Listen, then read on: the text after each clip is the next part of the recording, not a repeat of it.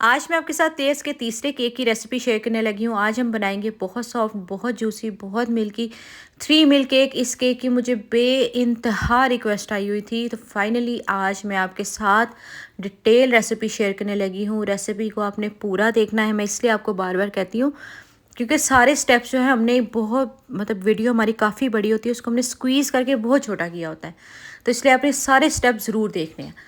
ہم نے egg white کے ساتھ چینی تھوڑی تھوڑی کر کے ایڈ کرتے جانا ہے، اور سب سے امپورٹنٹ بات، آپ کا بول بالکل صاف ہونا چاہیے، اس میں کوئی آئل پانی نہیں لگا ہونا چاہیے، ورنہ آپ کے ایگ بیٹ نہیں ہوں گے۔ پھر اس کے بعد یہ ہے کہ آپ نے چینی ایک ایک ٹیبل سپون کر کے اس میں ایڈ کرتے جانا ہے۔ آدھا کپ اس میں جائے گی چینی، ٹھیک ہے، اور آپ نے بس ایک ایک ٹیبل سپون کر کے اس کے اندر ایڈ کرتے جانا ہے، اور اچھی طرح سے آپ نے اس کو بیٹ کرتے جانا ہے۔ دیکھیے اب اس میں ہلکا ہلکا فوم آپ کو نظر آنے شروع ہو جائے گا، تو بس یہ کہ آپ نے بیٹر کو بھی بیچ میں ریسٹ دیتے رہنا ہے، اور ساتھ ساتھ آپ نے چینی ایڈ کرتے جانا ہے، تو یہ اچھی طرح سے آپ کی جو ایگ وائٹ ہے وہ بیٹ ہونے لگ جائے گی۔ اس کو ڈیپینڈ کرتا ہے 4 سے 5، 6 سے 7، 7 سے 8، اتنا بھی ٹائم لگ سکتا ہے، لیکن سٹیپ آپ نے ایسے ہی فالو کرنا ہے۔ ایگ وائٹ الگ، ایگ یولک الگ، اکٹھا آپ نے بالکل نہیں بیٹ کرنا۔ جیسے میں آپ کو ریسیپی بتاؤں گی آپ نے اس کو ایگزیکٹ ویسے ہی فالو کرنا ہے، ٹھیک ہے۔ تو بس یہ ہے کہ اب اس کو ہم نے اتنا بیٹ کیا ہے کہ اس میں دیکھیے اچھا سا فوم آ گیا ہے، اور اس کو چیک کرنے کا کیا طریقہ ہے کہ جب یہ دیکھیں اس طرح سے اچھی طرح سے اس کا فوم بننے لگ جائے گا، یہ ڈبل ٹرپل ان والیوم ہو جائے گا، پھر آپ نے بول الٹا کر کے ایک دفعہ دیکھنا ہے کہ آپ کے ایگ جو ہے وہ اچھی طرح سے بیٹ ہو گئے ہیں۔ تو اس سٹیج پہ دیکھیے آپ کے ایگ وائٹ اچھی طرح سے بیٹ ہو گئے ہیں، تو یہ بالکل فومی فارم میں آ گیا ہے، تو یہ آپ نے اس کا یہ کام جو ہے ختم ہو گیا۔ اب باری آتی ہے ایگ یولک کی۔ اب جو 2 ایگ یولک تھے وہ آپ نے کسی بول میں ایڈ کر لینا ہے، اس کے اندر جو بچی ہوئی چینی ہے وہ آپ نے اس کے اندر ایڈ کر دینی ہے، ٹھیک ہے، اور اس میں بھی تھوڑی سی چینی جائے گی، ایگ وائٹ میں بھی چینی جائے گی، تو اس طرح سے آپ نے اس کو بھی بیٹ کر لینا ہے، ٹھیک ہے۔ اس کو بہت زیادہ آپ کو بیٹ کرنے کی ضرورت نہیں ہے کیونکہ اس میں کوئی بہت زیادہ فوم نہیں بنے گا، لیکن اس کو بھی آپ 2 سے 3 منٹ لازمی بیٹ کیجیے گا تاکہ اس کے اندر کا بھی جو ایک فومی ٹیکسچر ہے وہ آ جائے۔ اصل میں یہ جو اسپنج ہے یہ آئل فری ہے، اس لیے اس میں جو سٹیپ ہے یہ کرنا بہت ضروری ہے۔ اگر آپ اسی سٹیپ کو لے کے فالو کر کے چلیں گے تو آپ کا کیک بہت ہی سافٹ بنے گا۔ اگر آپ ڈیٹیل ریسیپیز کی دیکھنا چاہتے ہیں سٹیپ بائی سٹیپ، تو آپ جا کے یوٹیوب چینل کے اوپر جا کے دیکھیں، میں نے اسپنج کی ریسیپی الگ سے بھی ڈالی ہوئی ہے۔ تو اس طرح یہ ہوگا کہ اگر آپ نے کسی بھی قسم کا کیک بنانا ہے، پائن ایپل کیک بنانا ہے، کسی قسم کا ملک کیک بنانا ہے، ٹھیک ہے، تو یا آپ نے کیرمل اوپر جو ہے وہ لگانا ہے، میں آپ کو آہستہ آہستہ ساری ریسیپیز جو ہے نا وہ آپ کے ساتھ شیئر کروں گی۔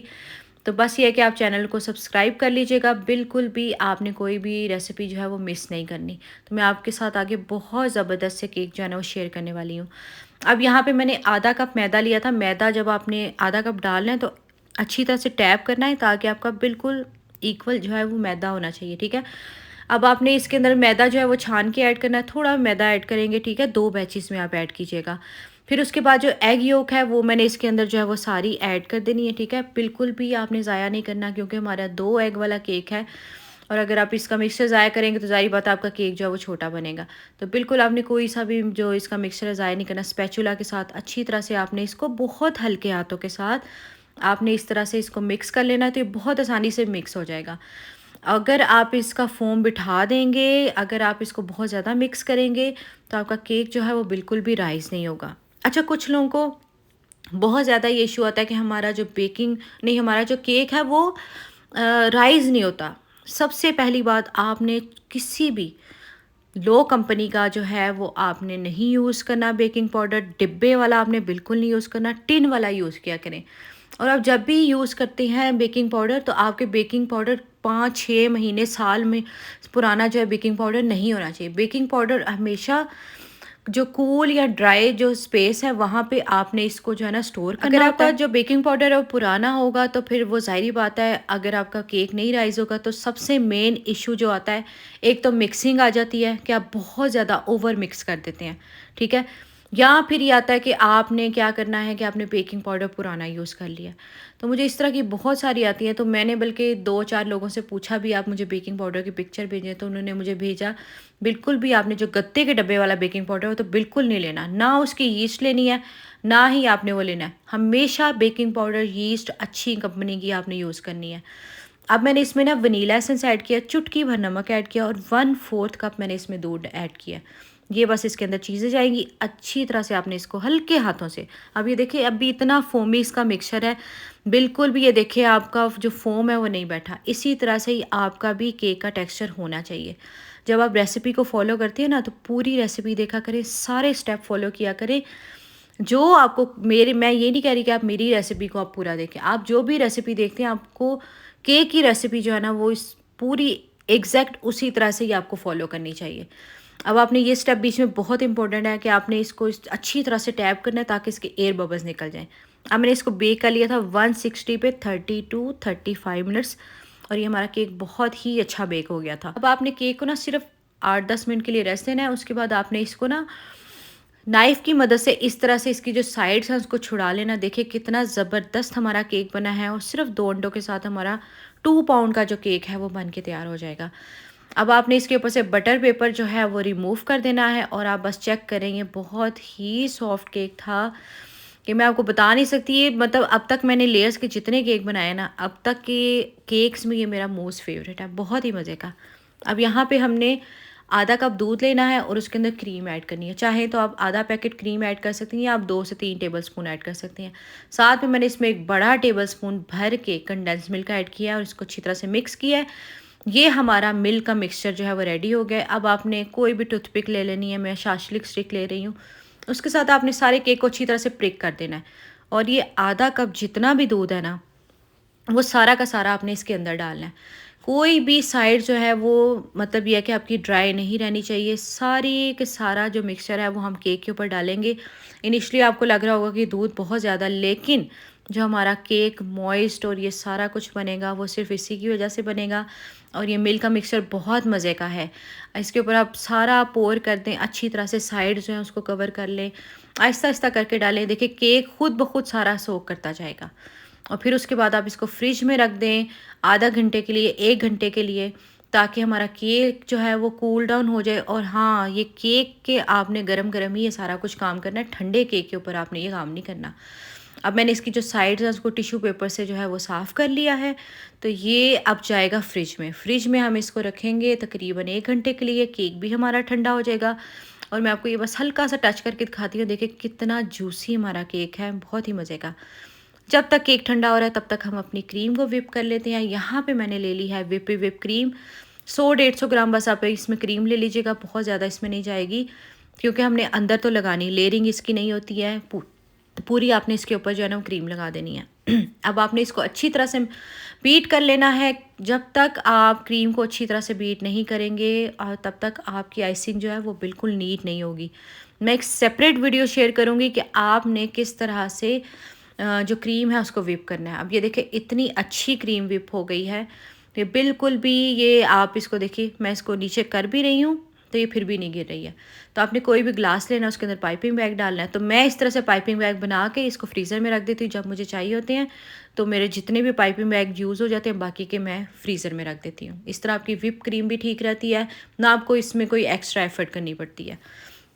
اب یہ پورا ایک پائپنگ بیگ جو ہے وہ اس کے اندر لگ گیا تھا، 2 پائپنگ بیگ نکل آئے تھے، تو ایک پائپنگ بیگ لگا تھا، دوسرا جو ہے میں نے فریزر میں رکھ دیا تھا۔ اب یہ دیکھیں اتنی سٹیبل اور اتنی زبردست وپ ہوئی ہے کہ آپ دیکھیں بالکل بھی کہیں سے بھی آپ کو نہیں لگ رہا، حالانکہ مجھے اتنی میں آئسنگ میں اچھی نہیں ہوں، لیکن آپ دیکھیں بہت سموتھ اور بہت ہی اچھی جو ہے نا وہ آئسنگ جو ہے وہ اس کے اوپر ہو رہی ہے۔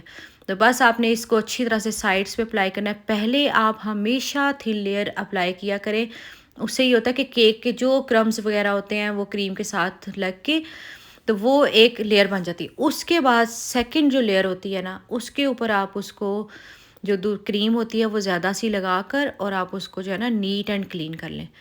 اگر آپ چاہیں تو کرم کوٹ کر کے اس کو پہلے فریج میں سیٹ ہونے رکھ دیں، تو اس کے بعد آپ کے لیے بہت آسانی ہو جائے گی۔ اب یہ دیکھیں بہت ہی نیٹ قسم کا کیک جو ہے وہ ریڈی ہو گیا۔ اب ہم اس کی چاکلیٹ سوس بنا لیں گے۔ میرے پاس ملک چاکلیٹ نہیں تھی، یہ میں نے 2 50 روپے کی چاکلیٹ تھی، 2 سے 3 آپ لے لیجیے گا، کیونکہ میں نے اس کے ساتھ بیچ میں تھوڑی سی ڈارک چاکلیٹ ایڈ کی تھی، میری چاکلیٹ کم پڑ گئی تھی۔ تو آپ نے اس طرح سے بیچ میں 2 سے 3 ٹیبل سپون ڈیری کریم ڈالنی ہے، ڈیری کریم نہیں ہے تو وپنگ کریم ہی ڈال لیں، ٹھیک ہے۔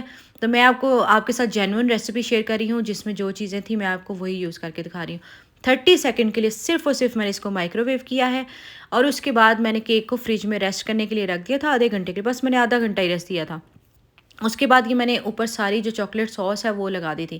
اب یہاں پہ بہت ہی ہلکے ہاتھوں سے آپ نے کرنا ہے، یہاں دیکھیں میں نے اگر ہلکا سا بھی ہاتھ تھوڑا سا میں تیز کر رہی ہوں تو جو نیچے جو آئسنگ ہے نا وہ اس کے ساتھ مکس ہو جائے گی، ٹھیک ہے؟ یہ آپ نے نہیں کرنا کہ آپ کی آئسنگ اس کے ساتھ مکس نہیں ہونی چاہیے، ٹھیک ہے؟